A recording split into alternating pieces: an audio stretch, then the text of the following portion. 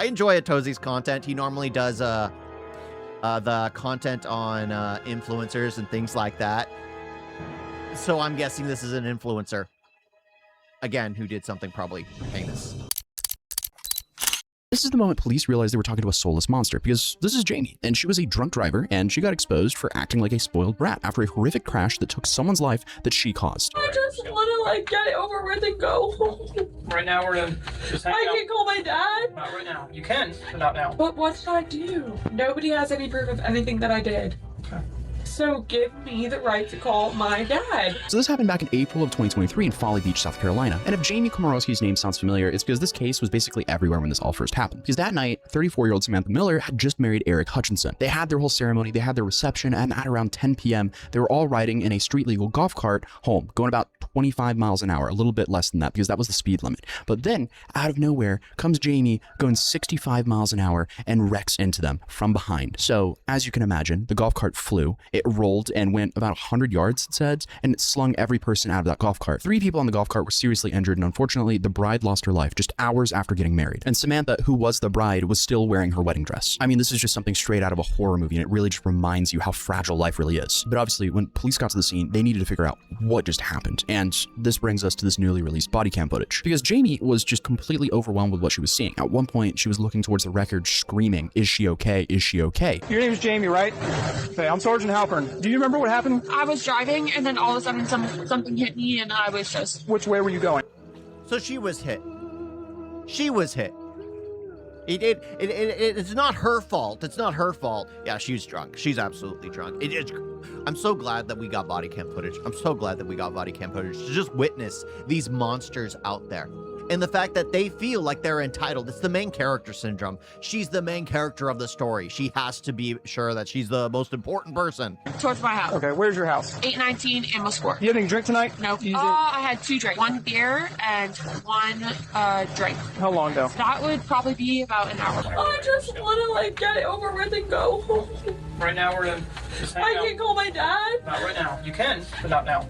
And then you have the police, which is just trying to manage this entire scene while Jamie's standing there screaming and crying. But pretty quickly, officers start asking Jamie some serious questions. Hey, were you drinking? Well, apparently. And that's where things go from just horrifying to anyone would be upset from seeing this footage. Because Jamie told police that she had a beer and a pineapple tequila drink about an hour before this crash. She also reportedly tells them that I didn't do anything wrong. And when she was asked what she remembers happening, her version was basically that she was driving and then suddenly someone hit her out of nowhere. And I don't know about you, but that's a pretty wild way to describe driving drunk, going 65 miles an hour and at 25. And at this point, police still need to determine if Jamie was impaired or not. And at this point, Jamie makes that process as painful and hard as possible. And this is where we really start to see how intoxicated Jamie really is. Because police ask her to take field sobriety tests, but Jamie refuses. Nope. She also refuses to take a breath test. And when an officer asked her to rate how impaired she feels on a scale from 1 to 10, Jamie responds, I would like a lawyer right now, please, honestly. Obviously, she does have every right in the world to do that. But then police say that she's being arrested for a DUI. And that's where things start to flip, because her response is, how do you know?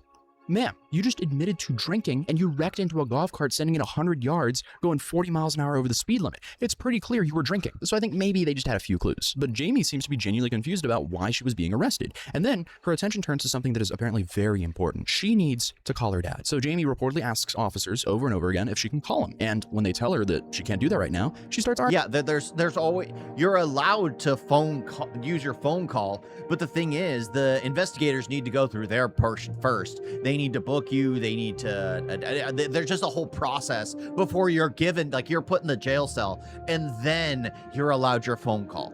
Once you're in the jail cell, it's not like, oh, you're being talked to, you're being spoken to, right? Like, no, you don't have the right there. And at one point, police even tell her, please just put your feet inside of the vehicle, but she just keeps on arguing. She just wants to know, why can't she call her dad? Why is she being arrested? As if it's not very obvious. And obviously, remember what's happening around her as all this is going down. A literal horror scene. The dude's... Yeah, I mean, the man who sadly survived... I say sadly, I mean, it's a good thing he survived, but he just married the... hopefully what was the love of his life. Well...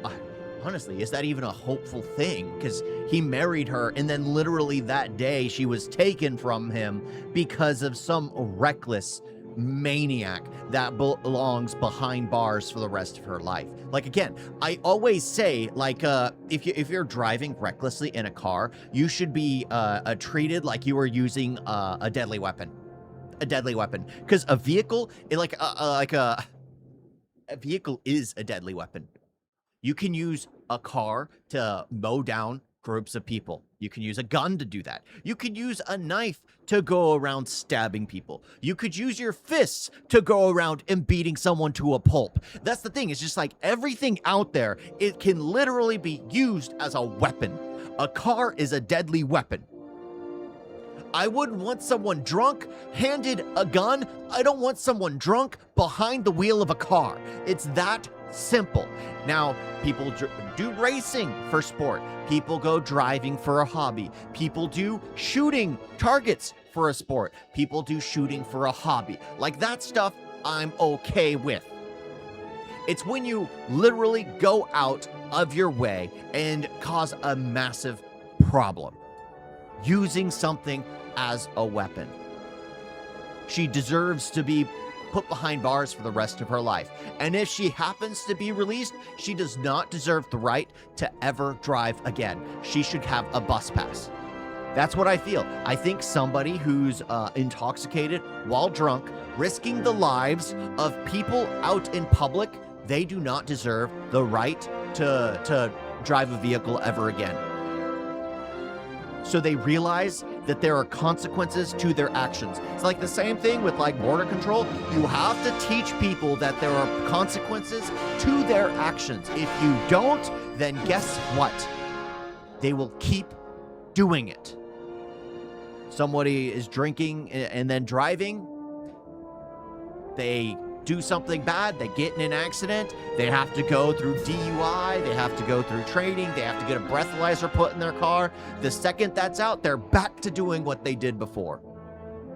Worst nightmare. Imagine having your best night of your life, and out of nowhere, some selfish woman who couldn't get a simple Uber almost to you and the love of your life. I can't even imagine the nightmare he's currently going through. Meanwhile, she's acting like a spoiled brat here. Like, you have Samantha over here laying on the ground in her wedding dress, and Jamie is mad and upset because she can't call her daddy. Like, are you serious? But eventually, officers finally take her away from the scene. The tantrum does absolutely not end in the back of the police car, and somehow things just get even more obnoxious. But then, Jamie gets to the police station, and she makes it very clear that she doesn't want to be there. That's too damn bad! Well, maybe you should have thought about that before you decided to drive drunk. Do you know what is so much cheaper than taking someone's life and spending years behind bars? Getting an Uber. But regardless, at first, she doesn't want to sit down. Then she starts crying and saying, I just want to get it over with. I just want to go home. Okay, again, should have thought about that before you drunk drove. And then, once again, she just wanted to call her dad. And then she started saying that they had no right to arrest her and they hadn't proved anything, as if she wasn't just pulled out of a wreckage. And then, obviously, I don't need to re-describe how horrific the scene was. And at some point, an officer just gets really tired of her attitude and goes, hey, you're an adult and you're crying on camera. And that really sets her off. Because that's when Jamie actually notices, oh wait, there's cameras in this room. So that's when she decides to address them directly. Oh, hi, camera. Yeah, I'm crying because he's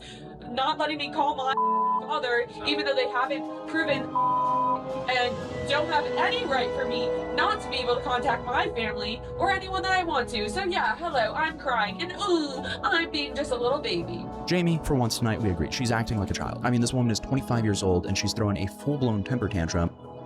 That is like the perfect encapsulation. Let me go back. This right here is the product of something like gentle parenting. This is the end result. If you are, this is going to sound bad, but if you aren't allowed to whip your children into shape, they end up like this. They end up like this. Like, I grew up in a household where a few spoons were broken. I'll say that. I'll say it that way. And I am better for it. Me and my brothers are all better for it. Did my brothers go... I didn't really go through any kind of hurrah type of phases, but did my brothers go through hurrah type of phases? Absolutely. Everyone does. But this is gentle parenting. This is like the epitome of it right here. This is what you get. You have to be able to discipline your kids. You can't be best friends with your children. You're supposed to be the guiding compass for them. You're supposed to be the one correcting their mistakes and knowing they did wrong. When you treat everything they've done as perfect, this is what you end up with, because they can do no wrong. I think Americans' youth are full of Karens and psychopaths. Yeah, they're full of this. They're full of this.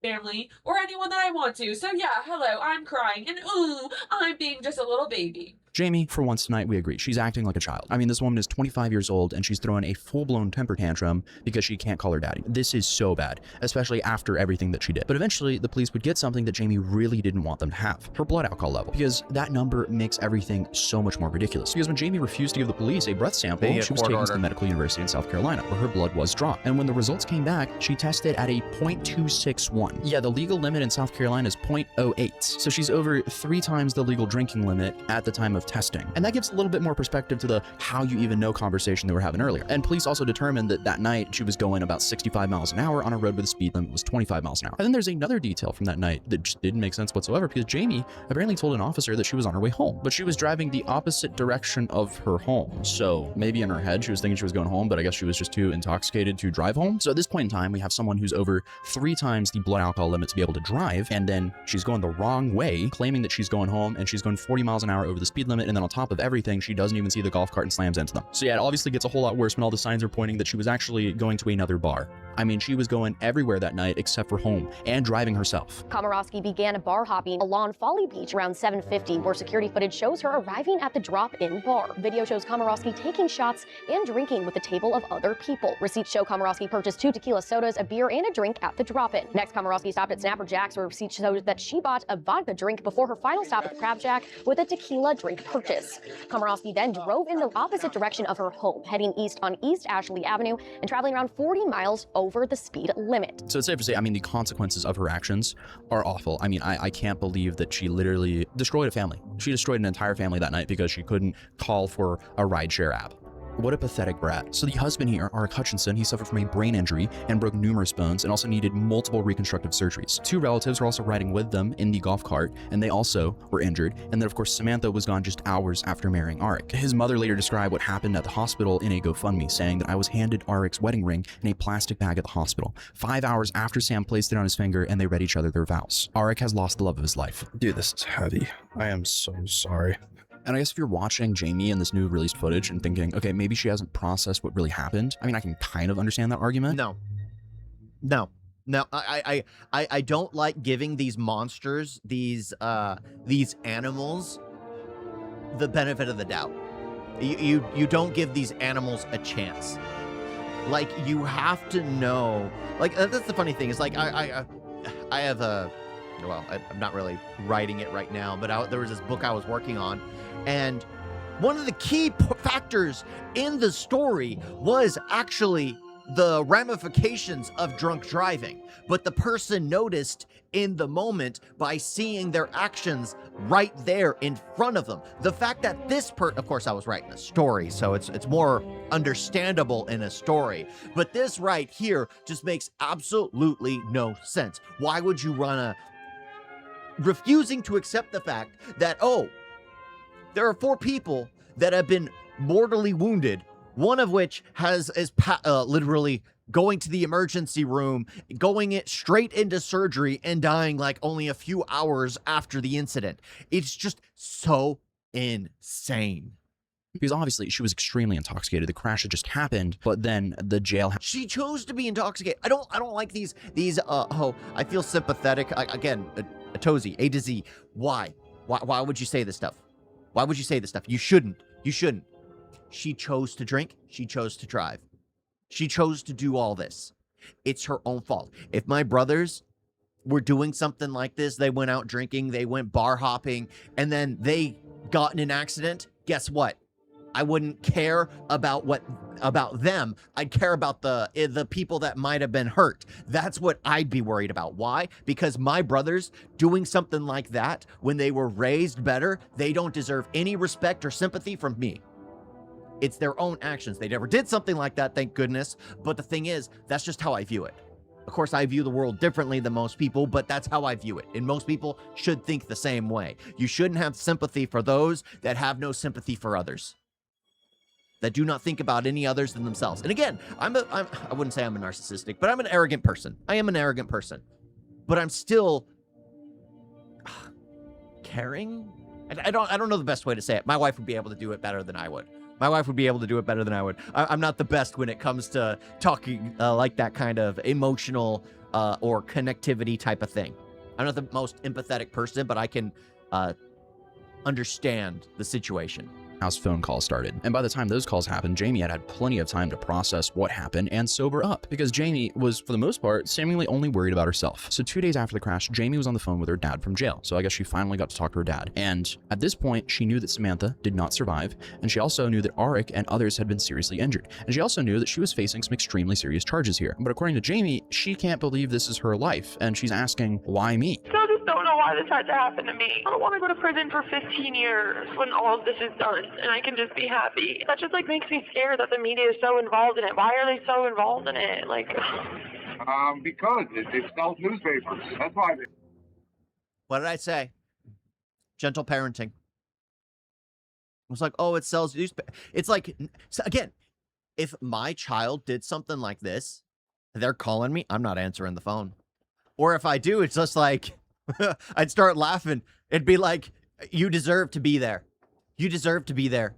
I have no sympathy for you. You ruined a man's life. You just took his wife away from him that he had just married. You have destroyed several people's lives, several families as a whole. A night that's supposed to be, that's how I would respond. I could care less. I could care less about them at that point in time.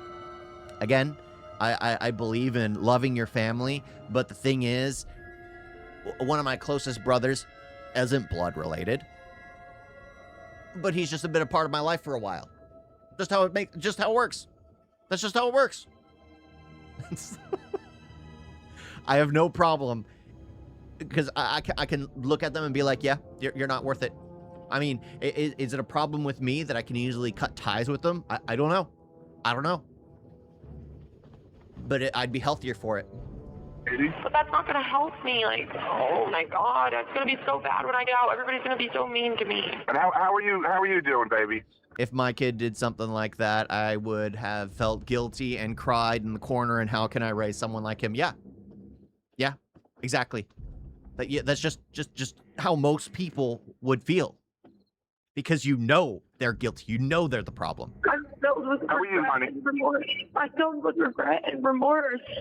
I wish I knew if I was going to get a bond or not. I don't know. Why did you do that? Like, were you hoping to win the drunk driving lottery here? Is that what was going on? And the grand prize there is absolutely nothing? I'm just so dumbfounded. It's like, the thing is with drunk driving, especially if you take someone's life while drunk driving, that should be pretty premeditated. You are actively driving yourself to a location to drink, and then after drinking, you are then actively getting in your car and driving. You are very aware that you are drunk driving. But in another jail call released in 2023, Jamie reportedly tells her dad, I'm just scared, Dad. I don't want to go away for so long. I don't want to go to prison for 15 years. I don't think I'm a threat to society at all, and I am not. And then she says, I still just don't know why this had to happen to me. I mean, again, you did this to yourself. You did this to this family. I'm like kind of dumbfounded that she doesn't understand this. And also, like, I understand wanting to comfort your daughter when she's facing something horrible, but like, this wasn't some like random bad thing that happened to Jamie. No, she very much so did this to herself. Again, she made the decision to drive to wherever she decided to drink. She made the decision to drink, and then she made the decision to get back into her car and drive to wherever else. And again, according to investigators, she drove 65 miles an hour down a road with a 25-mile-an-hour speed limit. If anything, the person that should be asking,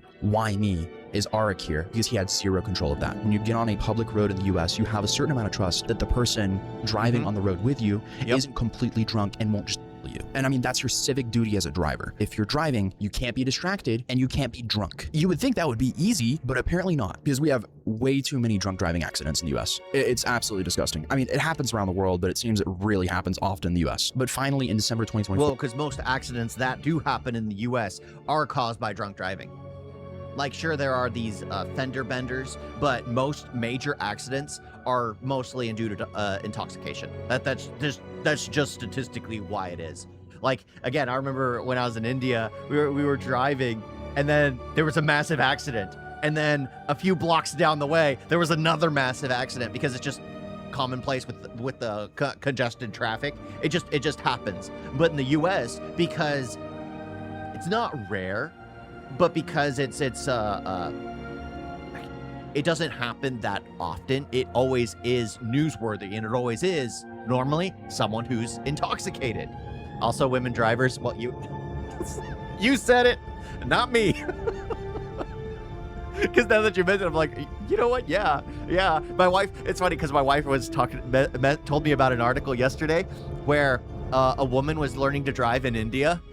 and drove the car into like a lake or something. She drove off the road into a lake. I was like, yep. I think that's why you primarily see women driving scooters in India. They're slower and I guess easier to manage. Where Jamie pleaded guilty to felony DUI resulting in a death, 2 counts of felony DUI causing great bodily injury, and reckless homicide. And at her sentencing hearing, Eric Hutchinson got to tell the court what his life had looked like since that night. And remember, Eric didn't just lose Samantha, he survived the crash himself with a brain injury, numerous broken bones, and injuries that required multiple surgeries. And he told the court that he still thinks about that night every single night. On the golf cart, she told me she didn't want the night to end. And I kissed her on the forehead. And then the next thing I remember is waking up in the hospital. I see my mom's face, still wearing the wedding dress from the night before. And I knew instantly. That's why I asked for Sam. I knew she wasn't there. So while Jamie spent all of those jail calls wondering how many years she was going to get, Arik was sitting there realizing that his entire life had just been ripped away from him. And Samantha's family spoke as well. Her father, Brad Warner, made it pretty clear that he was not interested in hearing any apology. He told Jamie, the rest of my life, I'm going to hate you. And when I arrive in hell and you come there, I will open the front door for you. And when it was finally Jamie's turn to speak, she sounded very different from the woman in that police station that night. She told the court that she had realized that she was addicted to alcohol and admitted that she had ignored how her actions could affect other people. She said she is ashamed and is sorry. She also said that she wanted to spend her life helping people struggling with addiction and warning others about drinking and driving. And the judge ultimately handed Jamie the maximum sentence of the most serious charge, 25 years in prison. And that 25 years in prison is actually a little bit more complicated than what it first sounds, because Jamie received 25 years for felony DUI resulting in death. She also received 15 years for each of the 2 felony DUI charges involving great bodily injury, and 10 years for a reckless homicide. But all those sentences kind of get served at the same time, so she gets a maximum of 25 years. And almost immediately, her attorneys try to get that number reduced, because just days after the sentencing, they asked the judge to reconsider, arguing that Jamie's punishment was harsher than sentences handed down to some similar DUI cases. But as of August 2026, when I'm recording this video, that sentence has not changed. So records now show that she is not eligible for parole, and her expected release date is April 24th, 2045. And on top of that, there's also an entirely separate fight happening in civil court, because Arik sued Jamie and several businesses connected to the alcohol that she consumed that night. The lawsuit included Folly Beach bars like the Crab Shack, the Drop-In Bar, and The thing is like, I don't think it's the bar's responsibility. Like, they're not going to take everyone's keys when they walk into it's the person that's liable. If anything, you would sue the family. You would sue the family that raised her. You would sue her for everything she has. You would sue her for her family for everything they have. Because the ones that raised her to become that that animal, they're responsible for it. Sure, she's an adult and can decide for herself, but the fact that you heard the phone call with her father and her father's just like, oh, the news just wants a story. It's not that important. Yeah, the father's just as bad. Sue them all. Not so much the businesses, because they're just that I don't think you should sue the businesses. Now, if it was like a massive thing like Starbucks, it'd be like, yeah, sure, sue the chain. They can pay it out, but I think that most of those bars are like mom and pop shops. They're privately owned, individually owned. And Snapper Jacks. Apparently, Taco Boy, where Jamie had been employed, was also initially involved in the lawsuit, but was later dropped from the case. So by December 2025, the final settlement had been approved, and Jamie's insurance provider agreed to pay $160,000, while settlements involving the bars totaled more than $863,000. But obviously, none of that money will get his health back. So just that one moment of Jamie getting into the car drunk destroyed her life and multiple other families' lives. But legally, I guess between the guilty plea, the prison sentence, and the civil settlements, this case was basically settled until August of 2026, this month. Because more than 3 years after that night, police footage that the public had never seen before was just released. And suddenly, everyone was watching Jamie sitting in that police station yet again. Except everyone knows what she did here, so it was just even more infuriating to sit and watch her go, nobody has any proof of anything that I did. Why don't I have the right to call my dad? Why? Because I already explained it. Why? No, tell me right now, why? Why? I haven't been charged for anything. You're under arrest. For what? For what? For what? Right now you're under arrest for felony driving under the influence. Oh, really? Right. Yeah. Do you have the proof of that? We are going to get the proof. Oh, you're going to get the proof. So give me a phone so I can call my dad. Stop. I want to call my dad. Stop. You're making this so much worse. Really? I want to call my dad. You don't have proof of anything. So give me a phone so I can call my dad. Yeah, it hit differently, which is why the story went even more viral just this month. And believe it or not, the clips that are going viral are really only a small part of this footage. And as the night continues, Jamie apparently started rambling. According to NJ.com, she goes on tangents about her background, her genetics, her pets, and even her favorite foods, all while repeatedly saying that she just wants to leave and complaining that she can't call her dad. The part that's really sticking with me is even after she's sobered up, she's still sitting there like, I can't believe this happened to me. You did this to yourself and you did this to that family. There were multiple people that night that had something unimaginable happen to them, and it wasn't Jamie. So please take this video as just a massive PSA. Do not drink and drive. Yeah. Again, that's just incredibly... I don't know, because so many kids are kind of encouraged to do that kind of thing. It's like, oh, it's the daring thing to do. You do this. It's like the whole, everyone did marijuana because it was illegal and it was the thrill to do marijuana. And then guess what? A lot of states in California, or a lot of states in the US, legalized marijuana. All those people that did it for the thrill of the drug, guess what they did next? They moved on to things like cocaine. Why? Because it wasn't about the drug. Sure, does the substance give you a hit just like alcohol? But people will drink alcohol, people will smoke weed, but now they still want the thrill of that, oh, you can't do it. It's taboo, it's not allowed. So guess what? They do cocaine now. It's never been about the fact that they're, it's legal. It's always been about the thrill of doing something that's bad. Why do you think rich people would eat a baby? It's not about the fact that they taste good. It's about the fact that it's taboo. I had to bring it full circle. That's the thing. So like people do this stuff because it's the thrill of doing something that's taboo. Why do those creeps go after children? It's taboo. It's disgusting. It's something that can't be touched. They want to touch the untouchable. That's what it is. People drink and drive. People do all this stuff. I've never understood this mindset because I was, again, come at life from a different way. I grew up incredibly sick. I grew up taking like 32 meds every single day. Every single day. In the morning, at lunch, and at night before going to bed. I was never going to mix alcohol. I was never going to mix any other substances into my system while I was taking 32 other life-saving drugs to keep me alive. So I had to grow up fast, and I had to look at the world through a personal lens in a way most people don't. A way probably people who are in their 70s and 80s look at the world because they are now taking their pills 3 times a day. A bunch of pills in order to sustain their life. They now look at the world the way I grew up looking at the world as a kid. That's the thing. And I'm not saying I'm wise. I'm definitely far from being wise. I'm a retard through and through. But that's the thing. If I could learn it when I was a kid, why can't these adults grow up? Why can't they mature at any point in time? It's crazy. She's well, half of her life is going to be spent, well, not half of her life, a quarter of her life. Well, a little over a quarter, but most likely they'll let her out on good behavior. So a quarter of her life will be spent in prison, where she belongs, rightfully so.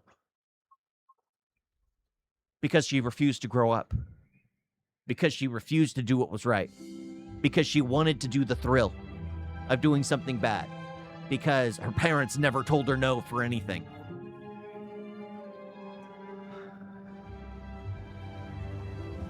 Wait, if we legalize everything, there'd be no crime, possibly? Or you just get the worst of the worst who follow every single kind of barbaric tendency. You guys got a video?